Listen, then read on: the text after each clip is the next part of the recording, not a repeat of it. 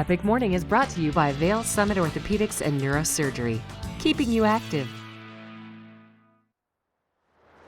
Hey, I made my way down to the Eagle River now. Before we were up at Nottingham Lake, about a 5-minute walk down behind the west and along the Eagle River. This is what you're gonna find now. We had tremendously high water levels for most of the summer. We had water well further up here, 10, 15 feet receding up the shoreline. So it's accessible now. Now, as I come down to the river and take a look, flows today about 750 cubic feet per second, more accessible than it has been.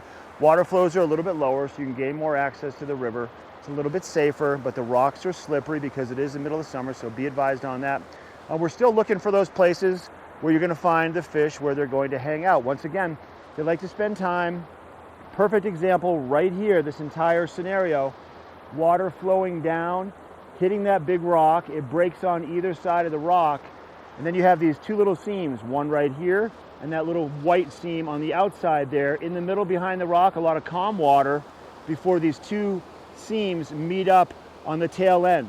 Fish like to congregate kind of in the slower, calmer water. They're gonna swim out into the fast water, grab any food sources coming down, and then sink back into the calm water. That way they're not burning a lot of calories and exerting a lot of energy. Now, when you're fishing here, you just wanna make sure that you're casting your flies above the rock into those little seams, those little faster water seams, and by the time it gets behind the rock, it's down to the right level, or if it's a dry fly, it's sitting on the surface with a good amount of just natural drift flowing with the current, hoping to entice the fish to come out and take a look at it.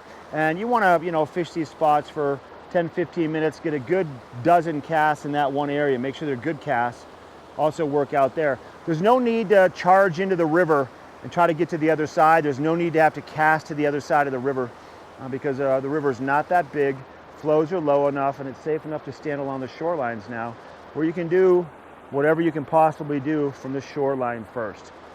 Keep that in mind as we make our way through the rest of the summer. Fishing is great. That's a look at your fly fishing report and your Epic Morning.